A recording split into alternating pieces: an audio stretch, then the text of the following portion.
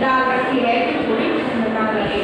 तो किसान थके हुए होने के कारण सूरज रूपी जो है चिलम को पीता है, जो कि एक दहकती हुई नजर आती है।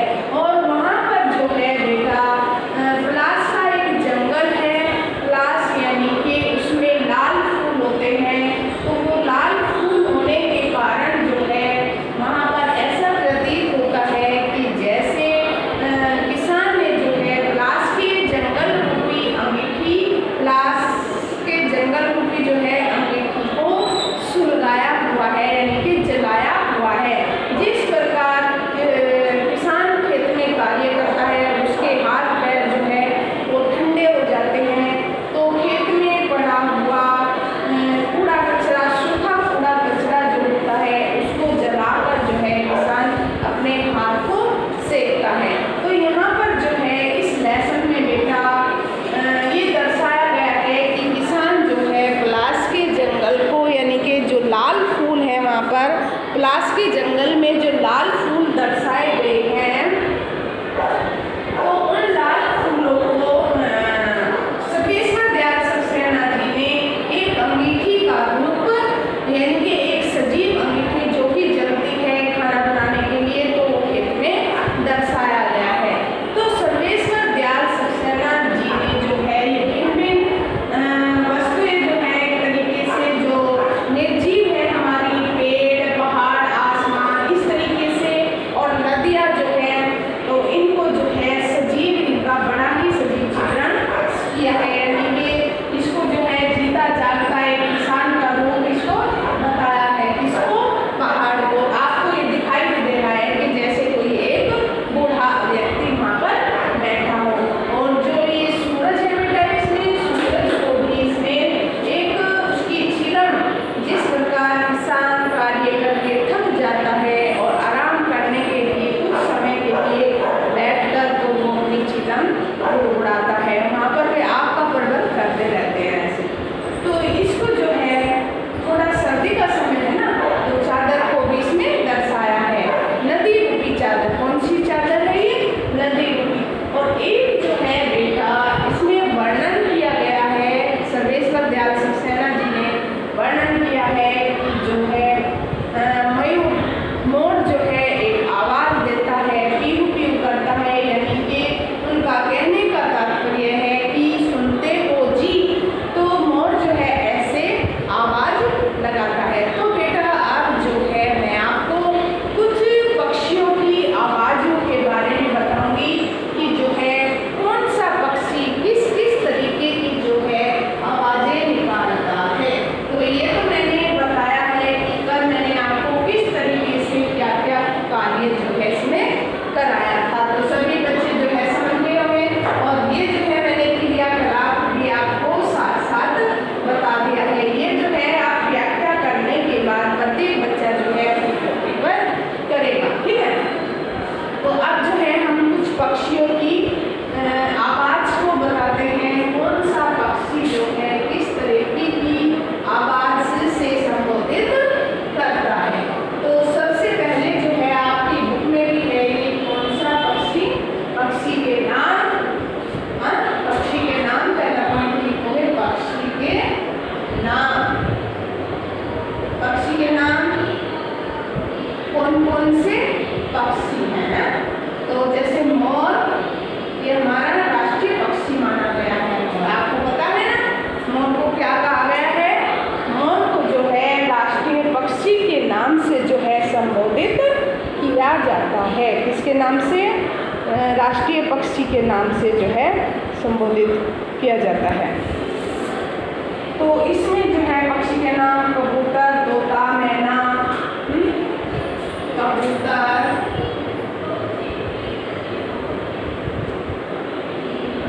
तोता, मैना, कबूतर, तोता, मैना, चील और हंस। चील और हंस। तो ये किस प्रकार की जो है भाषाएं बोलते हैं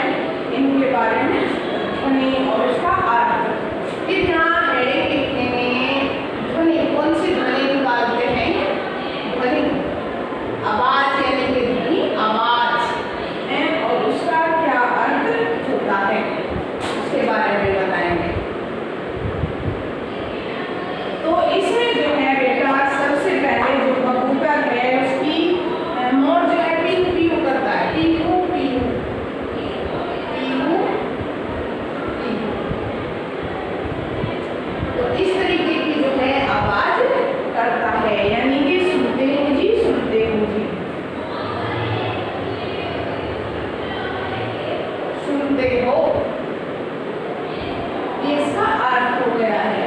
कबूतर जो है गुटर गुम, गुटर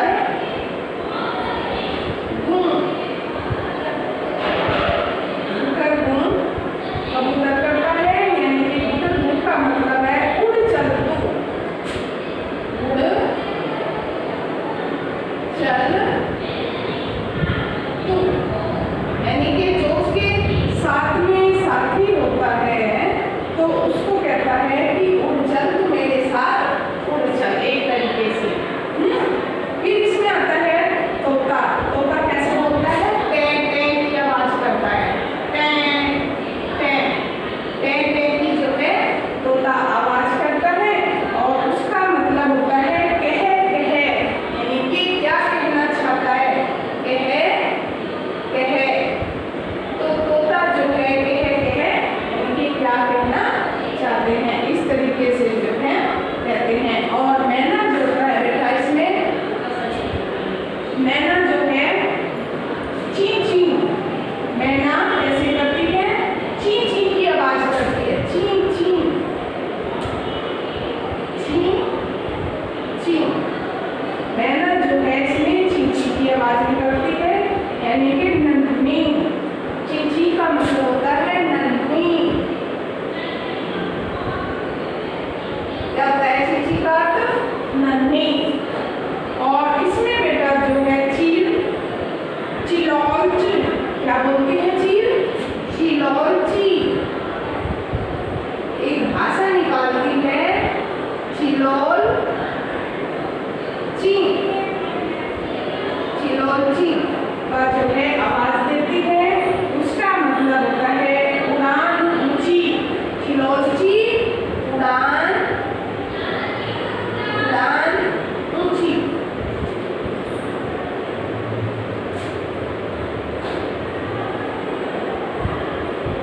उड़ान ऊंची। तो फिर नेक्स्ट लास्ट में आता है हंस।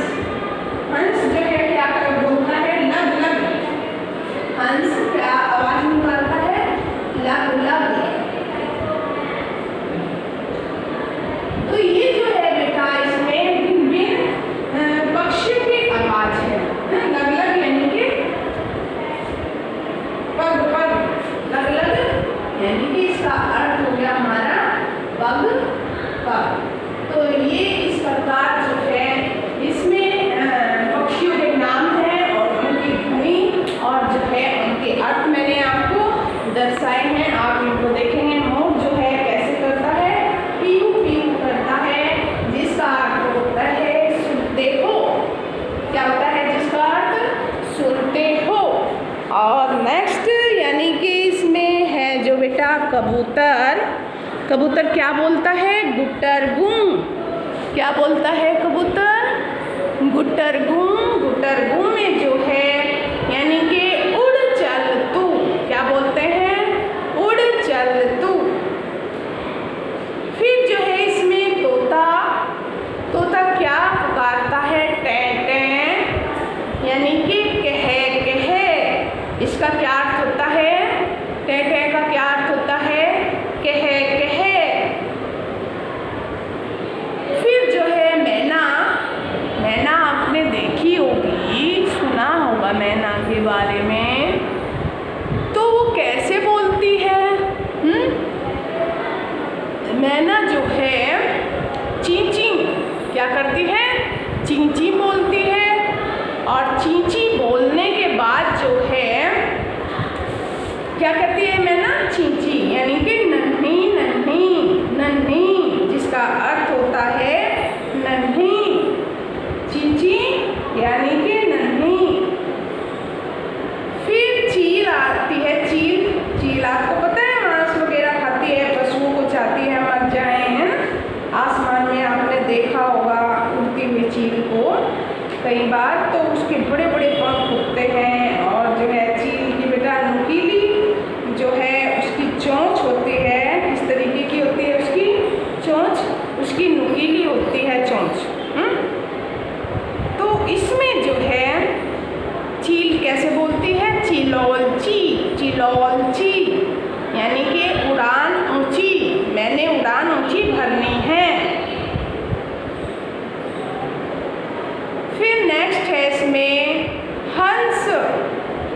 हंस कैसे बोलेगा? लग लग लग लग लग लग, यानी कि पग पग, कदम कदम। तो ये जो है विभिन्न मैंने आपको पक्षियों की आवाज़ यानी कि उनकी ध्वनि और जो है उनके अर्थों के बारे में मैंने आपको बताया है। और आगे जो है इसमें आपको क्या करना है, आगे जो है इसमें आपने एक कविता से आगे आपका क्वेश्चन आता है कि इस कविता को चित्रित करने के लिए जो है किन किन रंगों का प्रयोग होगा। जैसे मैंने आपको बताई ना कविता, पहाड़, नदी, पलाश के जंगल हैं। तो इस तरीके से इसमें कविता में जो है कवि ने ये कहा है कि इस कविता को चित्रित करने के लिए यानी कि इस कविता का चित्र बनाने के लिए किन किन रंगों का आप प्रयोग करना चाहोगे या किन किन रंगों का जो है प्रयोग होगा, इसके बारे में भी जो है कवि ने इसमें दर्शाया है। तो इस कविता को चित्रित करने के लिए जो है प्रयोग में लाए जाने वाले रंग निम्नलिखित हैं। इस कविता को अगला क्वेश्चन क्या होगा हमारा, इस तरीके से होगा, ये मैं रख कर देती हूँ, सभी ने उतार दिया होगा। तो जो हमारी कविता है शाम एक किसान, इस कविता को एक्टिविटी बनाने के लिए क्या करने के लिए यानी कि क्रियाकलाप बनाने के लिए जो है इस तरीके के रंगों का प्रयोग करोगे। जो कविता है किसान,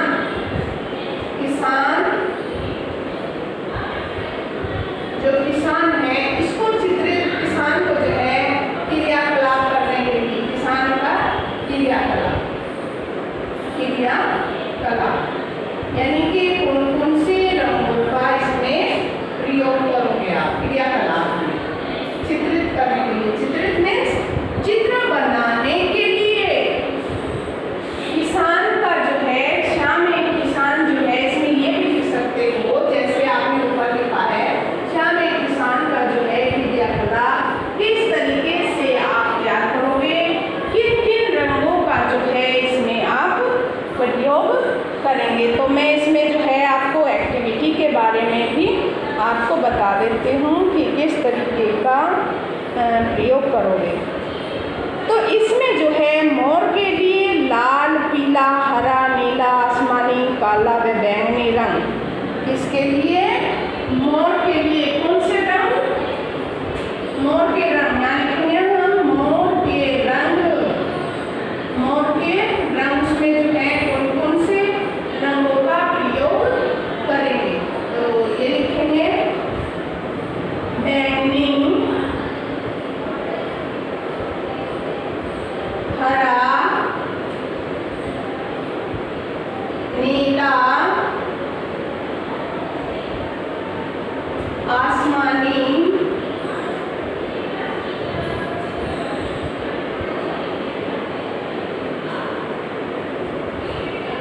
ये करें बैंगनी, हरा, नीला, आसमानी। साथ साथ मेरे बेटा उतारते जाइए, कौन सा है, लाल, हरा, नीला, आसमानी, बैंगनी, पीला और काला।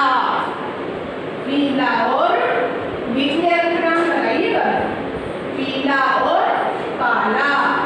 तो इन रंगों का जो है हम मोर को चित्रित करने में इन रंगों का काला, इन रंगों का जो है प्रयोग करेंगे। आपको आसानी हो जाएगी ना, ऐसे मोर के रंग करने में आसानी हो जाएगी आपको। तो फिर हमारा इसमें जो है बेटा क्या आता है, ये तो मैंने आपको मोर के बताए हैं। भेड़ों के लिए जो भेड़ होती हैं उनमें जो है कैसा रंग करेंगे हम, भेड़ों का भी तो इसमें वर्णन किया गया है ना। भेड़ समझते हो, भेड़ों के लिए भेड़ों के रंग यानी कि भेड़ों के रंग में कैसा प्रयोग करेंगे। जैसे उधर से पूरब से जो है शाम के समय एक अंधेरा सा हो जाता है और अंधेरा होने के कारण जो है